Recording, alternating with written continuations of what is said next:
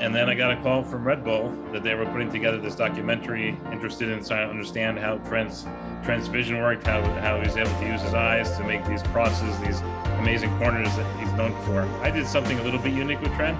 So we were together actually when he found out that he hadn't made the team. And I think at that point he understood this is not a regular stuff we're doing here. That we're going to push him to the limit. So we found a really big weakness actually, which is interesting. His game, I think, if you look at Trent's performance from the January area, and you look at last season to how he did just before he was selected for the England team, some small part of it was because of the improved vision we gave him. When he hit that home run, I can still remember the feeling of like, wow, this is a guy who couldn't hit anything. And one was a home run, and that home run basically sealed the game for the Red Sox, sealed the World Series, and they won the championship based on that.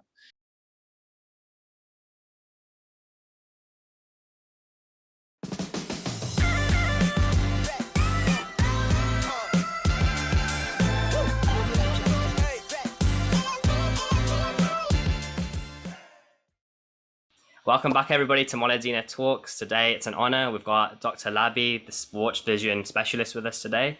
Thank you so much for coming on. I'm really excited to ask you all the questions we've got lined up. So how have you been? Good. All's well. Nice sunny day here in New York. Oh, it's cloudy here. Yeah, I can't say the same about over here.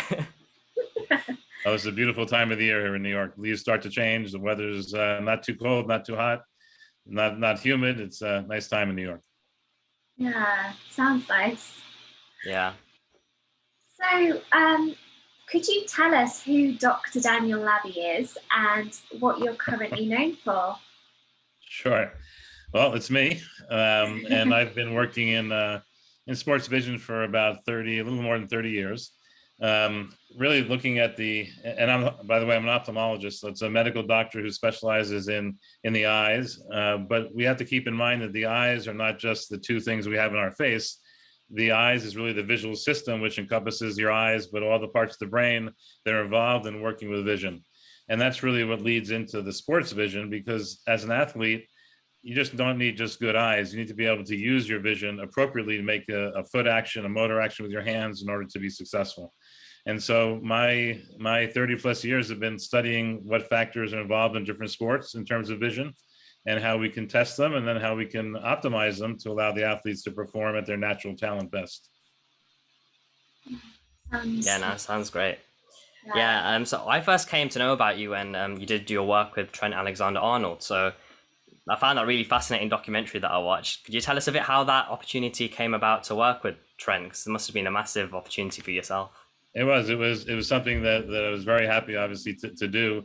I'd already done many years of work in many different sports, in baseball here in the United States, and with the Olympics. I was already at the Beijing Olympics. I had a team in Tokyo Olympics, hockey teams, NBA basketball teams, NHL, colleges. So I've done a lot, but I hadn't done a lot of work in football, in European football, specifically the Premier League, which is the top level football in the globe. And then I got a call from Red Bull that they were putting together this documentary, interested in trying to understand how Trent's vision worked, how he was able to use his eyes to make these crosses, these amazing corners that he's known for. What is there in the vision that lets him do that? And is there anything we can do to identify weakness or to improve that even further? And so we were on the project before COVID started. We spent a lot of time developing what we're going to do, how we're going to test them. COVID kind of put a delay on this for a while, but then starting at the end of last fall, I'd say, when things started looking a little bit better, maybe, actually got my first vaccine in November of last year.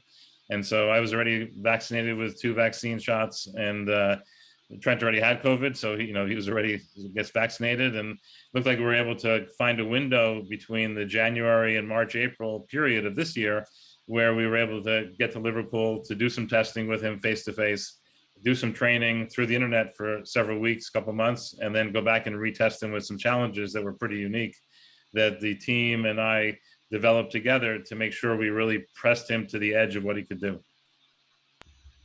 Yeah, no, the documentary was exceptional. If anyone hasn't seen that, better go check that out. So I know you go through it a lot in the documentary, you show a lot of the actual activities you carry out with Trent. Could you tell us, like, if people haven't seen it, what sort of things you did and how you managed to help him improve his vision and his crossing and passing, things like that? Yeah, absolutely. Well, the way to think about vision in sports really comes down to something we call the sports vision pyramid. And if you think about a pyramid, it's got a pointy top and it's got a nice base at the bottom. And pyramids are very, very stable. If you look at Egypt, you look at South America, there are pyramids that have lasted thousands of years. They haven't fallen over. We have buildings all over our city in New York and other cities that fall after 30 or 40 years. Here's a structure that's stable. And why is it stable? It's stable because it has a nice wide base and it tapers to a nice point on top. And that's how we look at vision. And that's the approach we use with Trent. We wanted to make sure that, for example, the bottom of that pyramid, which is the vision in each eye by itself, was as good as it needs to be. And we can talk about how we tested that. It's a pretty unique test. Then we looked at how he uses both eyes together, the next level up. Then the question is, how does he use that visual information to make a decision? Next level up, how does he use that decision coordinated with his vision to make a motor action? In his case, with his lower extremities, with his legs, to be successful, and to make sure everything is timed perfectly and accurate and so forth. And so we looked at each one of those levels when we tested Trent to see if there was any area there that there was some weakness that we could work on, exploit to try to improve. And we found some weaknesses. We found a really big weakness, actually, which is interesting. And then we had other areas we just improved everything to make it better. And his skills really improved, visual skills really improved throughout the course of the testing and the training.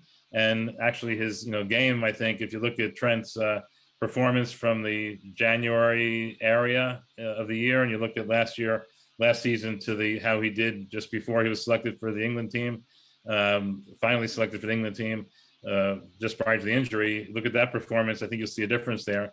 And, there's a lot of reasons why players play differently, but my hope is that some small part of it was because of the improved vision we gave them. Yeah, no, definitely. I think it's quite fair to say that was a bit of a low point in his career at the beginning of last season. And then the way he finished the latter part of the season was kind of back to world-class Trent Alexander-Arnold. So how did when you meet someone like Trent, someone so high performing, how do you first go about setting a training program, and how do you know how often we want to train with him? What sort of homework does he have to do? How do you go about doing all of that? So all the program was decided ahead of time before I ever met Trent. When you're speaking with a professional athlete, you have the ability to look at his previous plays on videos. You have an opportunity to research his background and how he plays and where his weaknesses are and strengths. So that's what I did at the end of 2020. It was COVID. No one was going anywhere. Everyone's home, so we had plenty of time to do that kind of research, put this plan together. And I came there, the team, we were prepared with a specific agenda, if you will, of where we're going to put Trent through. I didn't know how he was going to do, but I knew what tests I was going to look at. Once we had the results, I spent that night after we finished testing him, kind of putting together what areas we have to work on, what we don't, a program for him. The typical program is 3 to 5 days a week of training. Each training session is maybe 30 to 40 minutes, depending on what we do. And we try to mix it up and keep it interesting and vary the different tasks. So that part I knew, but I didn't know what I was going to plug in until I had the results of his testing, which then made that plan reality. Wow. So how good is Trent compared to some of the other athletes that you've worked with? Well, Trent is pretty good. What's important to understand, and this is interesting, I think people don't realize this. This is not a cookie cutter, one size fit all field. If you went to your doctor and you said you had a headache, he doesn't take out the menu and say, headache, I do this and this and this. He says, well, let's find out why you have a headache. And depending on why you have the headache, we're going to do a treatment X or treatment Y, right? And so exactly. What we have to do is think about each sport as having a different set of visual needs. And we published a paper actually in the scientific literature. We try to publish a lot. I think I have 20, 25, 30 papers over my career in sports vision. At one time we looked at it about a year or two ago, and I think I had the most for me and another guy are neck and neck for the most sports vision papers. And just to digress a moment, doing that's critical because you have to have, science is based on fact, it's based on review. You've heard about the vaccine discussions about booster shot or not. The FDA reviews the information. In England they review the information, and you have to come up with a scientific approach to evaluate and decide what's really true, what's not true. And so we've strongly felt from the beginning that anything we do, we're going to eventually publish it, have it reviewed by colleagues, reviewed by experts, published in journals that are respectable, and make sure that what we're doing stays on the scientific track. And The paper we published like that, having to do with our experience in the Olympics, was about 10 or 12 different Olympic sports from the US Olympic team for Beijing. And we compared the visual results of each of those sports. And some sports, for example, in boxers didn't have the best vision, but they had really good depth perception. And that kind of makes sense, because if you're boxing with somebody, you have to know how far away they are to make the punch properly. You don't have to have really sharp vision, because it's a big target, it's a person. But if you look at the archers, for example, the bow and arrow guys, they had terrible depth perception, but they had really sharp vision. And other sports were kind of in between. So there isn't a one size fits all approach. You have to look at the sport, understand what's needed in that sport, and then use the visual information that's appropriate and the training that's appropriate to improve someone's play in that. And that's what we do with Trent. And so looking at what to do with Trent really is research, is thinking about it and then implementing it. Yeah, no, brilliant. And I know you actually managed to like measure his improvement. So could you tell people how you're able to measure that sort of thing? Because sometimes it's quite difficult to know if your eyesight's improved, and how much did you actually improve with yourself? So eyesight's a very large term. So there's lots of different pieces to what eyesight is. We checked his vision, but I'll tell you the one that dramatically the most improved, and that was his visual concentration and his ability to track multiple targets. And that's a test that's very challenging. If you do it ever, it's really hard, because after a few seconds of watching what you have to watch, you start thinking about other things, and then you lose it and you don't get it right. And so we always want to test and train on different systems. You really should never train somebody and test them on the same system, because they just get good at that app, if you will, right? You want to make sure you're training the ability, not just how to run the app. And so what we did is test Trent. It's like a tongue twister. Test Trent in the beginning, on one system, and at the end we retested him on that same system. But in the middle, we use other things to train that ability. And some of those were cool. Some of those were just apps on his iPhone. Other ones involved head-mounted displays in virtual reality, where he had to kind of interact in 3D with targets. And we used that to train his skill, and then we retested it, and we showed over 200% improvement in his ability in that skill. And if you think about on the soccer pitch or the football pitch, tracking multiple targets sounds kind of important. Yeah, no, and like you could tell the way he progressed in the season. Was there, obviously in my opinion, I think he's one of the best like passers, crossers in the Premier League. Was there anything in particular you saw that when you worked with him, that he that small detail he'd improved because of the work he did with you?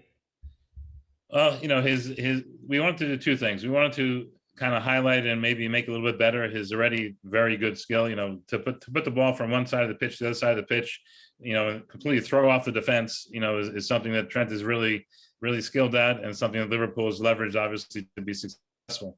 His corners, his ability to, I forget a couple of years ago, he walked away from the corner, then also turned around, and I think it was Barcelona they played. It's Barcelona. Yeah. And they, he knew what he was doing. He was totally acting. He knew exactly where he was going to put the ball. He timed it perfectly to make sure that, I forgot Thiago, who was it who put the goal in, but Origi. Yeah, really. Yeah. To do that, to do that timing, that's Trent. So I knew he was good at that. But we also wanted to make sure his defense, was up, because he's gotten a lot, I think, of criticism as being, a wonderful offensive defenseman. But we wanted to make sure that was good. So 3D vision, his close work with someone is important. His tracking, obviously, ability is critical when you're going back in defense. And so we tried to highlight some of those areas also. And I think we saw improvement. It's a short time to work with someone for just three months or so. It's hard to really prove scientifically that this one thing we've done has made a change on his pitch performance here.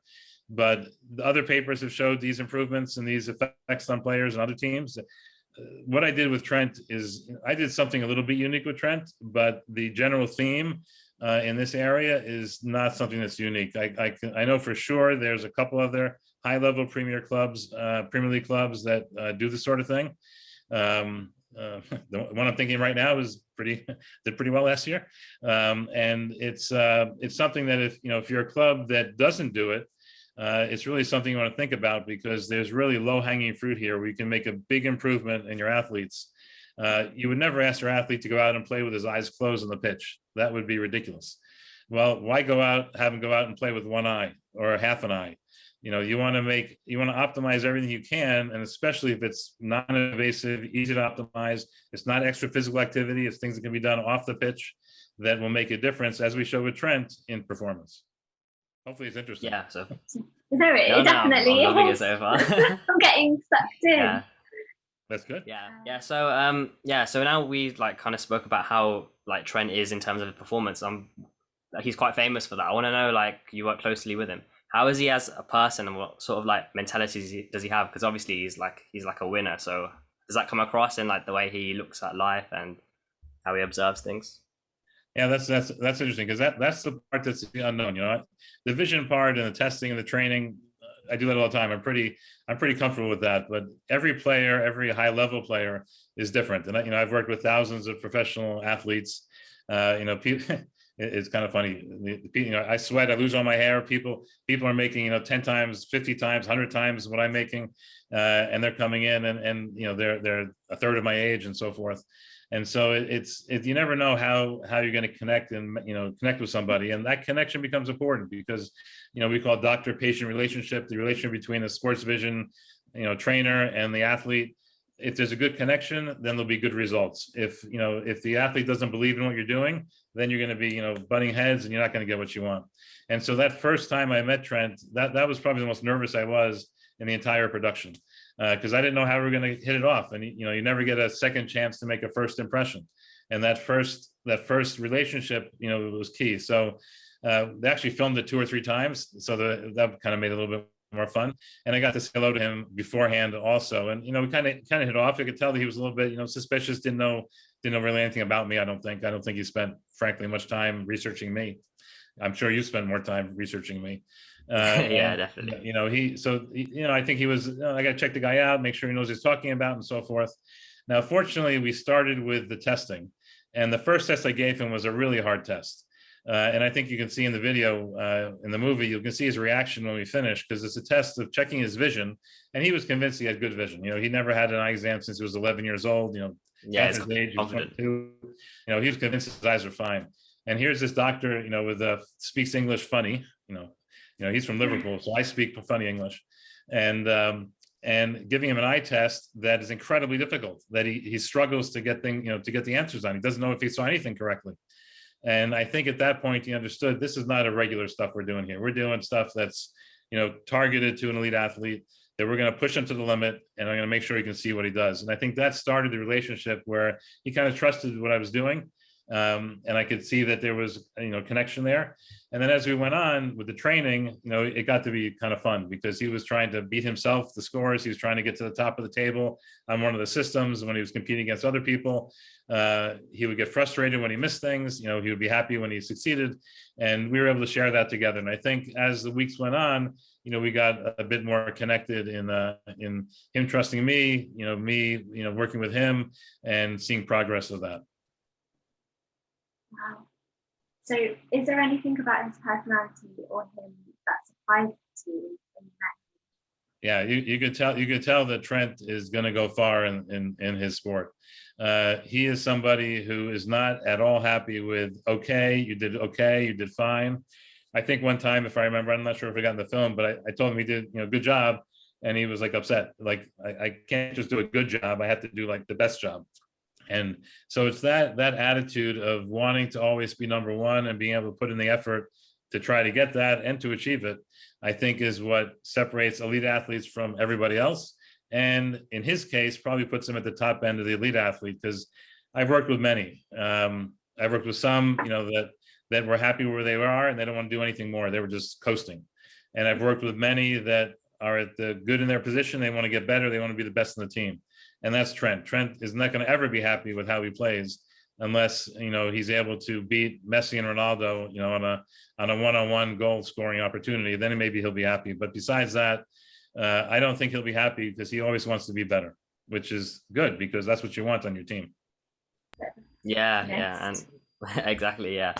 You could tell that in the way he plays as well. Just like, so obviously I know he was fully focused on making the Euro squad, and it was by injury he wasn't able to make it. So by knowing him, how do you think he'd deal with like a kind of a disappointment like that? How would his mentality be to recover and become even better?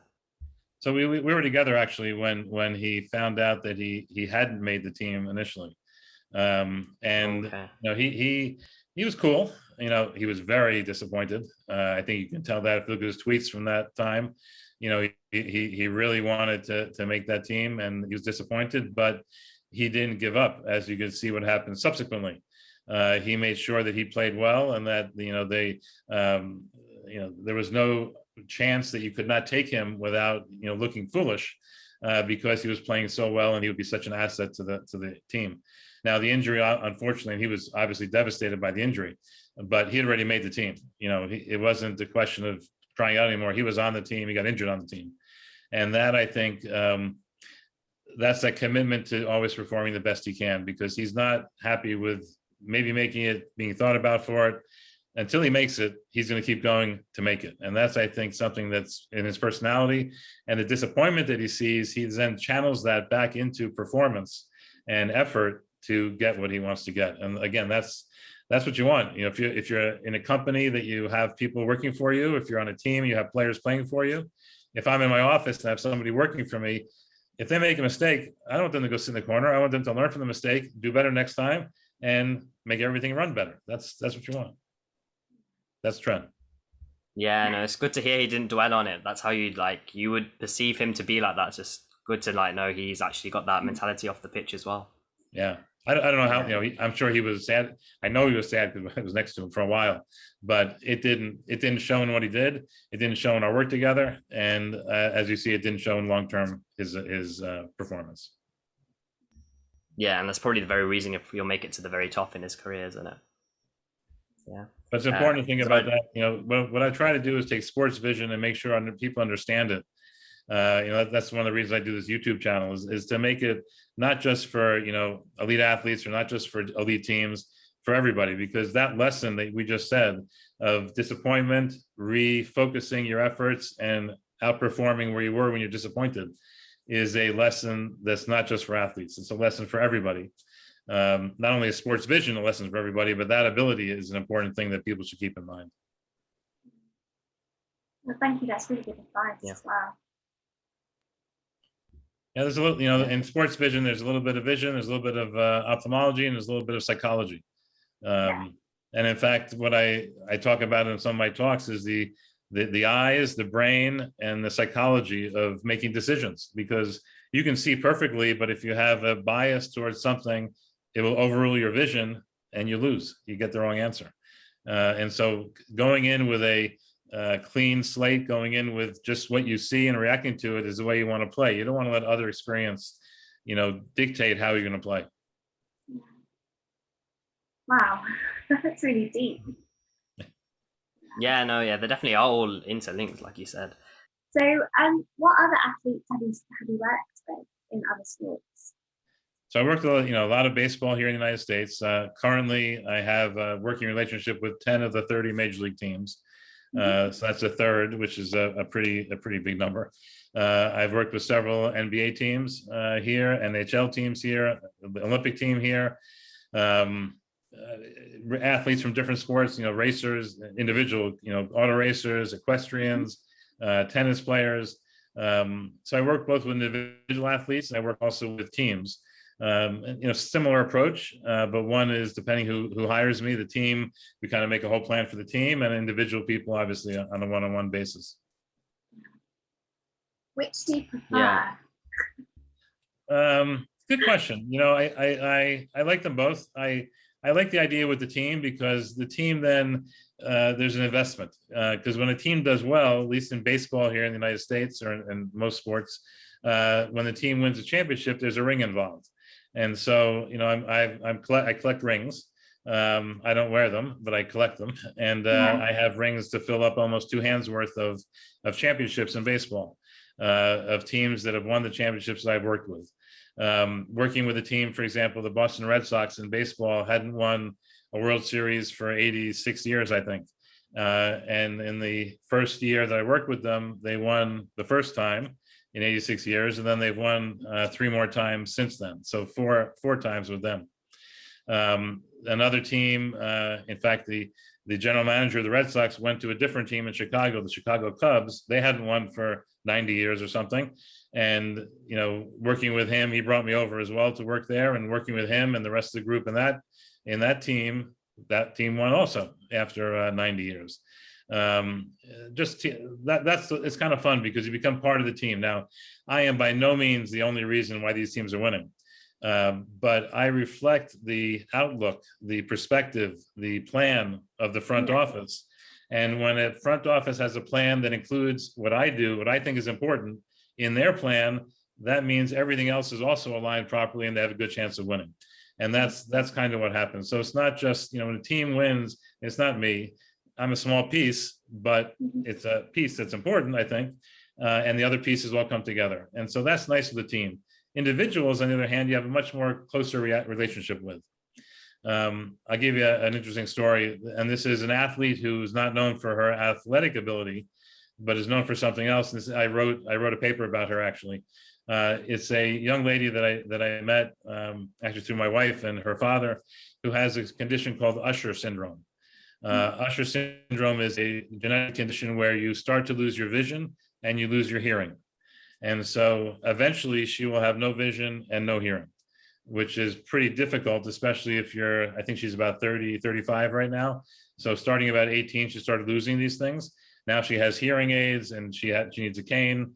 She's legally blind, but still has some vision. But she's a tremendous athlete. She actually was an ambassador for Lululemon for a while. She does many videos on the internet and so forth. Amazing lady. And what we did is I worked with her to improve the vision that she had to make it more effective. For example, she would cross the street in New York and she wouldn't see in the periphery. So cars often, she actually was hit a few times. She wouldn't see the cars coming on the side because she only had kind of a tunnel vision. So what we did was to work with whatever vision she had to make her react faster. So the moment she would see something, she'd be able to react to it quicker. And we improved that. We trained it, we improved it.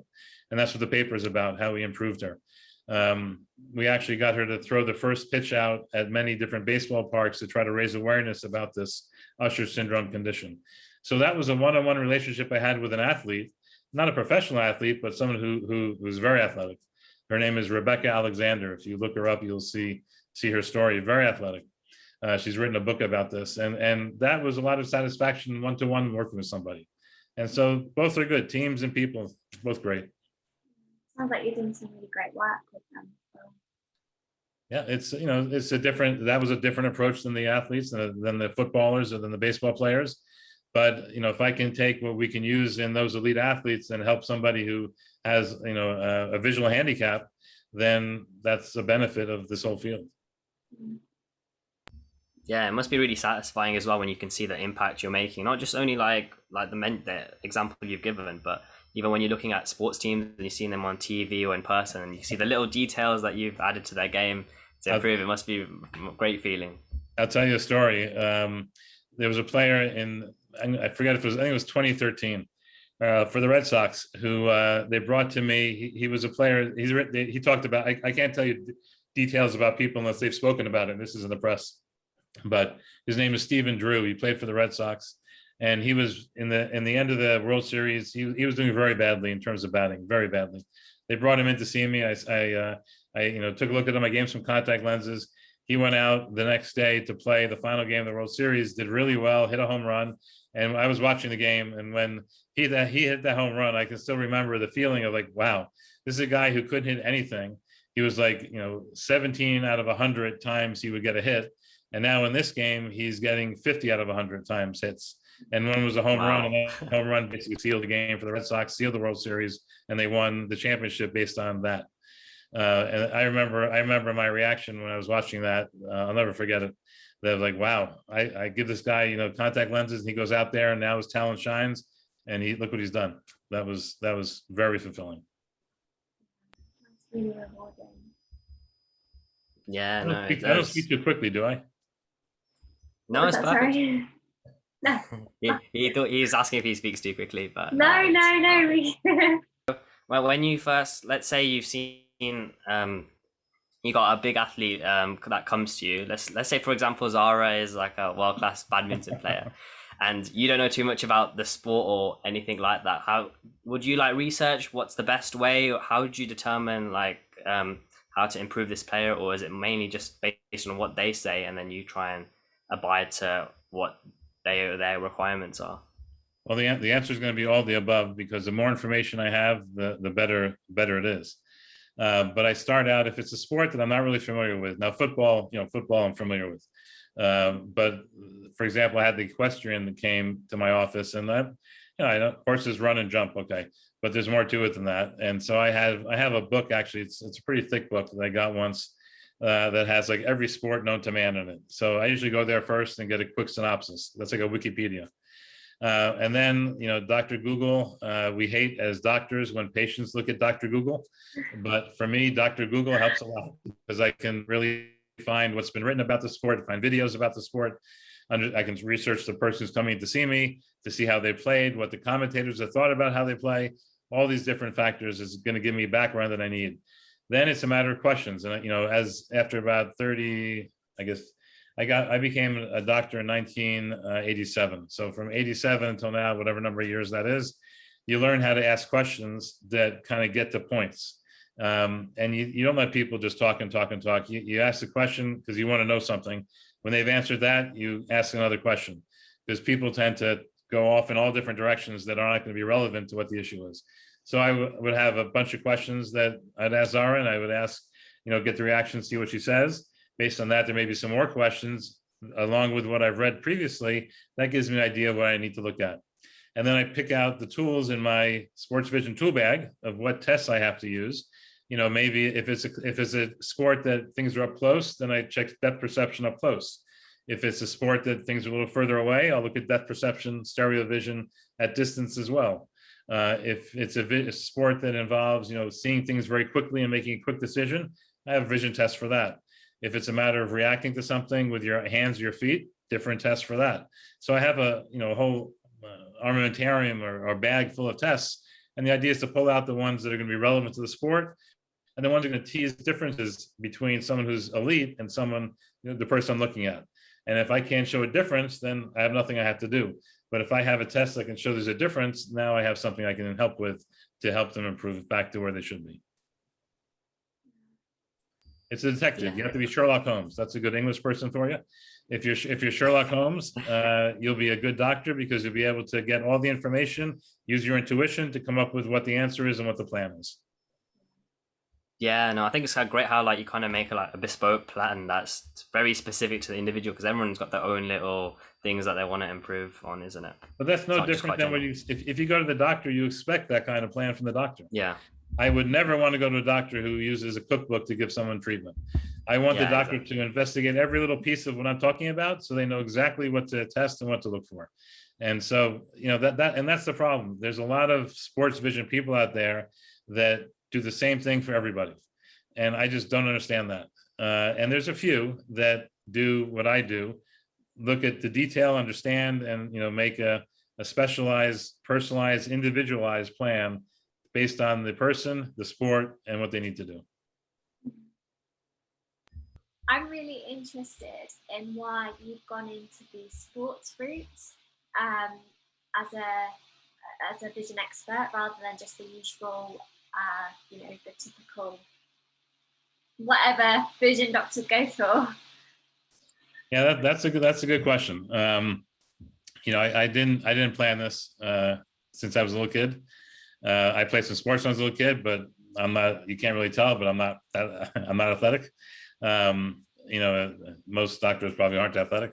But when I was working I did my ophthalmology training after medical school. I then went and did a 1-year program at UCLA in Los Angeles in pediatric ophthalmology, because I decided I wanted to take care of kids' vision and kids. And so while I was there was a project that had started the year before with the Los Angeles Dodgers baseball team. And the director of the program needed somebody to kind of finish it up. And so I said I wanted to do that. We had discussions and so forth. And that's my first kind of connection with sports vision. Well, I enjoyed that. And what I saw was an opportunity to do something kind of new and different. Because if you think about medicine, as we talked earlier, medicine, a lot of medicine is cookbook. Someone comes in with a cough and a headache and this, and you check this and you do that. Sports vision was an area now 30 plus years ago, an area that there really wasn't a whole lot of good science in. People really didn't understand too much. It was a whole new frontier. And to me, that was interesting. The ability to try to understand new things, not have to go by, a thick book, what people had done for 100 years before, but to be able to write the book, to be able to study, to create, do studies, write papers, have it analyzed, present at meetings, get experience, work with people that, you normally wouldn't be able to connect to. How many people get to work for 3 months with Trent Alexander-Arnold? Not too many people. So sports vision was an opportunity to kind of study, understand, and start from scratch in an area that really wasn't well known. And to me, that was exciting, as opposed to doing medicine, which isn't a whole lot of creativity. It's a lot of, you'd have to do what's normal, what you're supposed to do. You really can't do a lot of experimenting. But in sports vision, there is some of that, as long as it's based on facts, you can push the boundaries further. And to me, that was exciting. So in my career, actually, I do both. I do a couple of days, 3 days a week, taking care of kids. And I do 3 or 4 days a week taking care of athletes. And to me, that's the best of both worlds. I get to still work with the kids, still be able to do that sort of thing. And, someone whose eyes are crossed doing a surgery to make their eyes straight, and then look at them afterwards to see how they look in the mirror, how they look at themselves when they have normal looking eyes as opposed to what they had before is incredible. And to work with athletes like Trent and help them perform better and succeed and do well, is incredible too. So from my perspective, I have the best of both worlds. And I think that's what keeps me going. That's so refreshing. And it sounds like you really enjoy what you do as well. Yeah, I get up at 4 a.m. with ideas that I have to write down. Like weekend days are less interesting to me. During the weekdays are more interesting, because during the weekdays I get to learn, read, talk, check, evaluate, treat. Weekend days, days off, I don't have any patience. Well, those are days that are a little less interesting, because I don't have this, this constant kind of feedback challenge, which is what makes me tick. I think if I can't see myself sitting on the beach, in South America in the sun every day. I wouldn't last, I don't think, a year there, or maybe a week there. But if you give me, athletes I can work with and do things with and watch how they play, and train, I think I'll live to 100. Well, let's hope. Yeah, no, yeah, hopefully. No, it's refreshing how passionate you are about your field as well. I was just wondering, how much has technology aided vision in general in the last the modern era, and how do you expect it to develop in the next 10, 15 years? Yeah, it's it's the same thing as the YouTube channel subscribers, because I have this relatively new YouTube channel, and they tell me, it starts out with a very small number of subscribers, and then it kind of increases, exponentially. And that's technology and sports vision. For the first 10 years or so, the technology involved us going to opening up these devices, literally putting chips inside and changing chips inside the device to get the machine to be able to test at the level of vision we need for athletes, because the machines are all set for normal people. And so we used to have to do all that kind of work. We had no head-mounted displays. There was no virtual reality. And now I don't have to open chips and play with wires and reprogram at that level. We can buy stuff off the shelf that's already set up. There's the explosion in tracking athletes and tracking the performance. I pushed the wrong button there. And tracking the performance of athletes in devices to train with, like the head displays. Technology is just skyrocketing. So it's been, even recently I had a company in the Netherlands contact me that they have this system, which is incredible. We have glasses that we use that go on and off. We call them shutter glasses. And the idea there is to kind of block some of the vision when someone's performing, on the pitch or looking at something, you block out some of the vision, so it's harder for them to see what's going on. Well, this company has a system where you can have the glasses open where the people see until a certain point where it turns off. And that point can be determined by an infrared beam somewhere else. So, for example, if you're looking at if you're a batter and there's a pitcher throwing a pitch, the glasses can sense when the ball is let go, and then a certain time later go dark. So you can block out any portion of the pitch for the batter to try to hit. And so it's not just constantly going on and off, it's turning off a specific piece of the vision, not to give it to them, to make it harder for them to do the job. Incredible technology. And that's recently come out. So yeah, technology, and we're going to see much more of that. Technology is really aiding, not only just technology, but even artificial intelligence, data science, which is allowing people to understand results better, look for patterns and results, and with those patterns, understand how to train the next step. So yeah, the computers, technology, data science, number crunching, the cost of technology being so low now makes it very easy. You have an Oculus headset, you can download programs that are doing stuff that I did with Trent, that I did with Trent. Wow. For $10 for nothing. So it's available to everybody anywhere. Yeah, it's constantly changing industry as well, isn't it? It's amazing. That's what's exciting about it, right? The ability to pick up these new things and see how we can use them. I'm the only person who gets to play with toys all day. I get paid to play with toys. Wow. Yeah, no, it must be great. You're always constantly learning as well, and not just like staying still with your career. I told you, if I was on the beach in Brazil, I would not survive. But to be able to play with new head displays and new computer devices, and see how someone performs with it, and eye tracking devices, all kinds of stuff. You never thought about what is Trent looking at when he's actually has the ball and making a pass. No one, he's never seen it. I know he never saw it because we showed it to him. But most people don't know what they're looking at when they're looking at something. If you're driving a car, what do you look at? The car in front of you, the sides, where are you spending your time? Well, we have glasses. I can tell you exactly what that is. I want to try that. Yeah, it's great information. Well, do you know, I'll give you another example. This is interesting. In the supermarket, you go to the supermarket to buy groceries, right? Yeah. That there's shelves on where the food is on different shelves, right? Do you know that people evaluated which shelves are better to place your food if you want to sell it than other shelves? And really? The companies that put their food in the grocery store have to pay extra for the shelves that are good, and the ones who are the bottom are less good. Because when people turn the corner, they look at to see what people look at when they turn the corner of the aisle. What are people looking at? That's where you want to put your product, because you want people to see it and buy it, right? You don't want to put your stuff down at the bottom around the corner where no one looks at it. Yeah. Oh wow, so very interesting. Every detail is thought about even in supermarkets, isn't it? But using the same technology we use on the athletes, the same glasses. What I want to know where Trent is looking when he's making a penalty kick, or what the goalie's looking at when he's trying to block a kick. Same technology is used to find out how to charge companies to put food in supermarkets. Yep. Wow, that's fascinating. That is, success. It's been really great talking to you, and we've got one final question, which is a question that we ask all of our guests. So, what does success mean to you?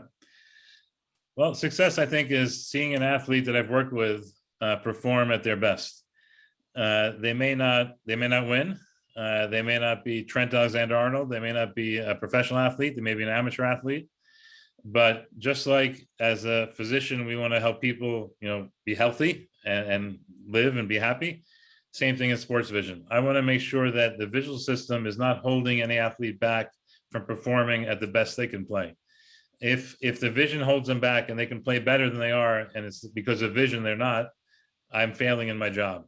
If they can play as well as they can and their vision is as good as it can be, then it's other areas that need to get worked, and I've done my part. And for me, that's success.